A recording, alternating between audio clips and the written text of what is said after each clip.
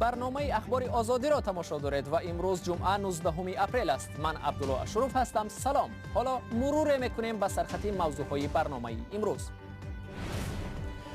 فاتحه خوانی با مرگ انجامید. 4 شهروندی تاجیکستان که برای فاتحه خوانی به خانه پیوندان به قزاقستان رفته بودند بر اثر زهرآلودشوی درگذشتند. گروگان بحث کبیری با مقامات شدیم. 20 ساکنی شهر دوشنبه از خوف مصادره شدن خانه‌هایشان به نفع دولت نگرانند. احتمالاً فربهترین مرد تاجیکستان از وزن زیاد و بی‌توجهی پزشکان شکایت دارد. یگان دخترش سنم پر نمی‌کردم. من خوابم دیگه چوکنه. 4 شهروند تاجیکستان بر اثر زهرآلودشوی در جمهوری قزاقستان درگذشتند. نورسلطان نورمحمدوف مسئول خدمات مطبوعات کمیته حالتهای فوق‌العاده قزاقستان روز 19 اپریل به رادیو آزادی گفت حادثه شام پنجشنبه در ولایت اقماله اتفاق افتاد. بنابر اطلاع اداره پلیس ولایت اقماله 3 شهروند فوتیده تاجیکستان از 38 تا 48 سال داشته، 1 نفر دیگر 17 ساله بوده است. به گفته پلیس آنها در انبار کارتوشکا زهرآلود شده، 3 نفر در جای حادثه و 1 نفر در بیمارستان درگذشتند. حالا جسد فوتیدگان از تشخیص طبی دادگاهی می‌گذرد. این 4 نفر روز 12 اپریل برای فاتحه خوانی به منزل یکی از نزدیکان خود به قزاقستان رفته بودند. قزاقستان بعد روسیه بازار مهمی برای مهاجران کاری شهروندان تاجیکستان است. هر سال هزارها نفر برای کار و تجارت به آن کشور می‌روند. موافق معلومات هماهنگسازی ملی برنامه سازمان جهانی مهاجرت در قزاقستان سویتلانا ژاسیمبکووا در 8 ماه سال 2018 از تاجیکستان به قزاقستان بیش از 40,000 نفر برای کار به آن کشور رفتند. در زمان جنگ داخلی تاجیکستان نیز یک گروه از شهروندان این کشور به قزاقستان پناه برده، برخی آنها در آنجا مقیم شدند. در قزاقستان بعضی از محله‌های نیز وجود دارد که تاجیکان آنجا ساکنانی بومی هستند. حدود 20 نفر ساکنان در کوچه‌های عینی و احمدی دانش شهر دوشنبه که ممکن است خانه‌هایشان دولتی شوند، خود را قربانی قضیه محیدین کبیری با مقامات می‌دانند. میگویند زمان از نزدیکان کبیری منزل گرفتند که آنها در تاجیکستان رسما کار میکردند و نباید اکنون برای بحث رهبر نهضت با مقامات آنها منزلهای خود را از دست بدهند. بنابر دعوای دادستانی کل به دادگاه، این خانه ها در دایره پرونده کبیری باید به نفع دولت مصادره شوند. مولا رجب یوسفی موضوع را ادامه میدهد. قسمی از باشندگان این بنا که گفته می شود از جانب نزدیکان محیدین کبیری رئیس حزب در تاجیکستان ممنوع نهضت اسلامی ساخته شده است، با مقامات تاجیک بحث دادگاهی دارند. دادستانی کل تاجیکستان از دادگاه طلب کرد که در دایره پرونده جنایتی نسبت محیدین کبیری و پسر او روح الله طلازاده و دیگر نزدیکانش بعضی از خانه های بنیاد کرده این بنایی که در پشت سر من است به فایده دولت مصادره کرده شود.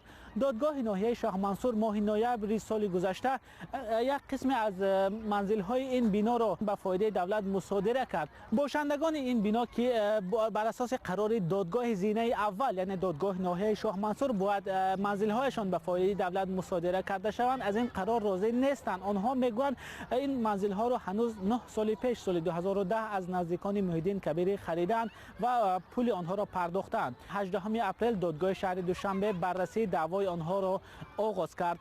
از جانب مقامات دادستانی کل تاجیکستان به فایده کمیته دولتی سرمایه گذاری میخواهد این یک قسمی از منزل های این بنا به فایده دولت مصادره کرده شوند و دادستانی کل تاجیکستان در دعوای خود به دادگاه گفته است این منزل ها از جانب محیدین کبیری و نزدیکان او با مبلغ های از راه جنایت به دست آمده شان بنیاد شده است و آنها این منزل ها را به نام دیگران به رسمیت درآوردند. دادرس دادگاه شهر دوشنبه اجازه داد که خبرنگار رادیو آزادی بدون دستگاه ثبت به تالار مرافعه راه داده شود و باشندگان این بنا در مرافعه گفتند آنها این منزل ها را سال 2010 از شخص با نام کبیروف محمد صالح خریدند، ولی او سال 2013 تا 2014 تاجیکستان را ترک کرد و آنها نتوانستند این منزل ها را پر به رسمیت درآورند. دادرس پرونده قضیه را به هفته دیگر گذاشت و در نظر است که هفته آینده تقدیر این یک قسمی از این منزل ها حل شود، آنها یا به فایده دولت مصادره کرده می شوند در دایره قضیه محی الدین کبیری و یا اینکه دوباره به صاحبانشان برگردانده بشوند. در همین حال محی الدین کبیری رئیس حزبی در تاجیکستان ممنوع نهضت اسلامی میگوید اموالی که دادستانی میخواهد به نفع دولت مصادره کند به او و فرزندانش تعلق ندارد. وزارت امور خارجه روسیه بر دروغ ادعا کرد که رابرت میولر مفتش ویژه آمریکا در تحقیقاتش اعتراف کرده است که هیچ شهادتی از دخالت روسیه به انتخابات سال 2016 در آمریکا پیدا نکرد. نسخه اختصار شده تحقیقات درباره دخالت روسیه روز 18 اپریل نشر و آن را در بین اعضای کنگره آمریکا تقسیم کردند. در این تحقیقات طولانی جزئیات تلاش‌های روسیه برای دخالت به انتخابات آورده شده است و آن خلاصه‌های پیشینی خدمات استخباراتی آمریکا درباره چنین تلاش‌های روسیه را تصدیق می‌کند. در تحقیقات رابرت میولر آمده است حکومت روسیه به شکل فراگیر و اصولی به انتخابات سال 2016 دخالت کرده است. ویلیام بار دادستان کل آمریکا روز 18 اپریل گفت بعد از 2 سال تحقیق و تفتیش، بازپرسی و بیانات شاهدان، مفتشان ویژه آمریکا تصدیق کردند که حکومت روسیه تلاش‌های دخالت به انتخابات ریاست جمهوری در آمریکا در سال 2016 را سرپرستی کرده است.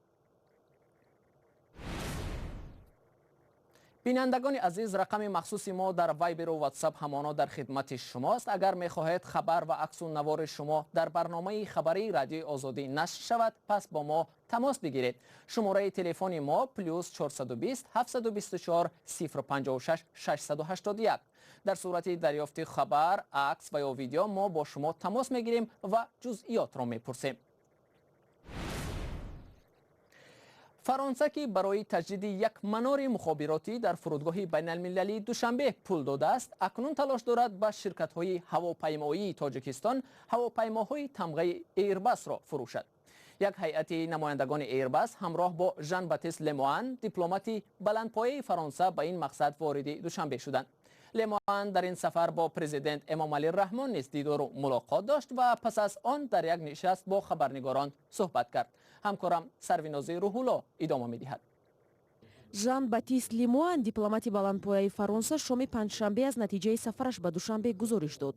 ӯ гуфт дар мулоқот бо раҳбарони Тоҷикистон доир ба ҳамкориҳои дуҷониба ва амният дар минтақа суҳбат кардааст. котиби давлатии вазорати Аврупо ва корҳои хориҷии Фаронса дар ин нишаст гуфт ки сохтмони манорае ки фаронсавиҳо дар фурудгоҳи Душанбе сохтанд ба поён расидааст ва рӯзҳои наздик он комилан муҷаҳҳаз мешавад. як ширкати фаронсавӣ дар тендер ғолиб омадааст. мо медорем ки дохили он ҳам ба таҷҳизоти фаронсавӣ таъмин мегардад. сохтмони манораи нави назорат дар фурудгоҳ моҳи марти соли 2018 шурӯъ шуд ва фаронса барои он $3 миллион кӯмаки бебозгашт додааст. аз ин пеш фаронса бо харҷи $10 миллион як хати парвози фурудгоҳро ҳам таъмир кардааст. нерӯҳои фаронса дар соли 2001 барои кӯмак дар амалиёти зидди террористӣ дар афғонистон дар фурудгоҳи Душанбе мустақар буданд ва соли 2015 онро тарк карданд. дипломати фаронсавӣ ҳамчунин гуфт ҳамроҳи ӯ гурӯҳе аз ширкати Airbus омада буданд ва имконоти ҳамкорӣ бо Тоҷикистонро баррасӣ карданд.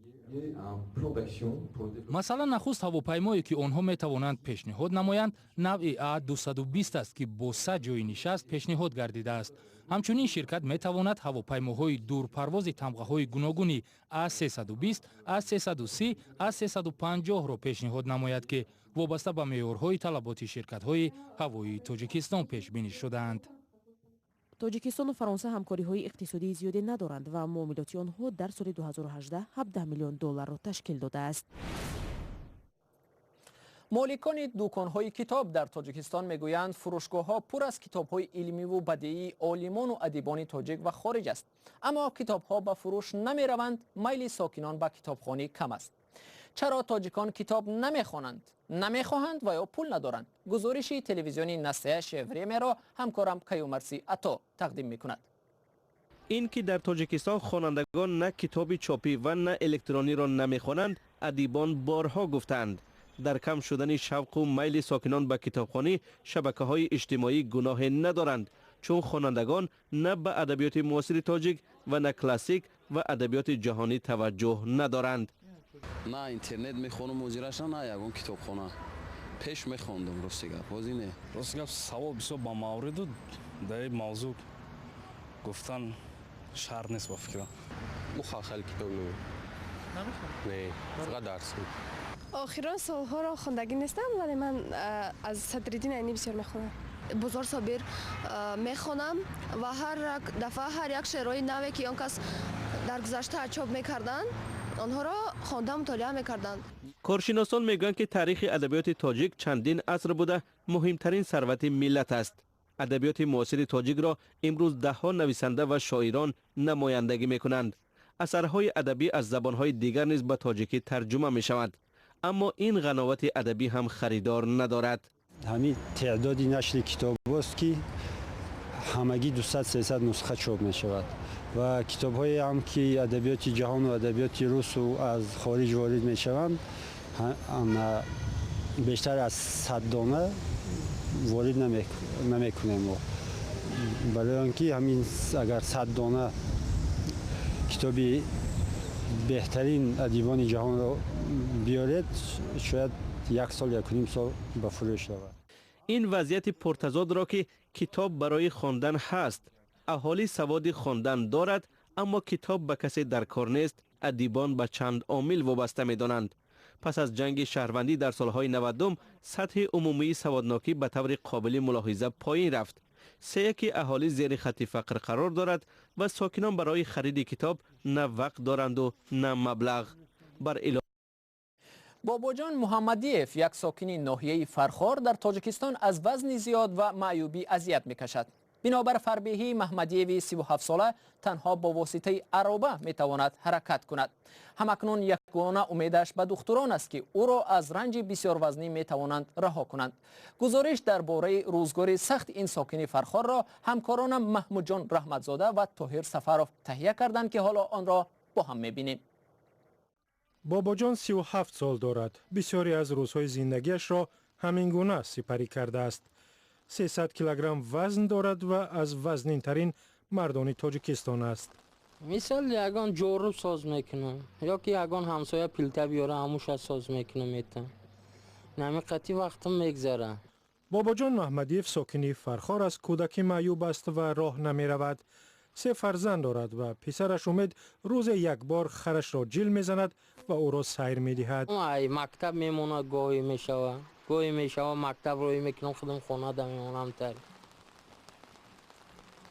150 سامانی نفقه باباجان برای زندگی کافی نیست. کاری روزگار به دوش همسرش مستانه است. اگر کاری میکنم یا میرم پوبه چی میکنم یاردم میتونم اتدا خلی زندگی. باباجان پرستاری هم میکند. کردم روان زنکو گلکوش هم آدم میپرتم.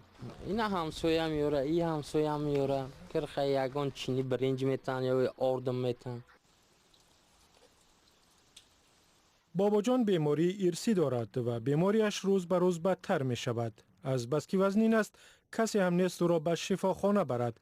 تا حال 3 عرابه شکست است و از دختر هم محروم شده است. وزنم میونم در میکنه پام در میکنه رای دور رفتنم قمیشینم میونم در میکنه گشتم میام بخونم. نمی کسل بیمارم شم دختر دودگی میگه یگان دخترش سنم فر نمیگرده. نمی خوام دیگه چوکنیم. همدیگان کمک میکنند که راه افتادن نشود. یکی بامش را تعمیر کرده است، دیگری تلویزیون هدیه کرده است تا از تنهایی خسته نشود. باباجان میگوید همدم و همرازی اساسیش همسرش است که به او امید میبخشد. نیم ساعت پیشم دور برود تا فیرود نکنم آوازش نشنم دلم قرار نمیگیره. جنگ میکنیم بود ساز میگیریم این زندگی ما هم خیلی. آرزوی باباجان این است که وزنش کم شود تا عزیزانش را زحمت ندهد. این خبر آخری برنامه امروز بود. اخباری از این بیشتر را در سامانه رادیو آزادی www.azadi.org پیدا و مطالعه کنید. صحیفه آزادی ویدیو در یوتیوب نیز نوار و ویدیوهای جالب دارد. روزهای استراحت خوب داشته باشید. تا ملاقات بعدی، خدا نگهداری شما.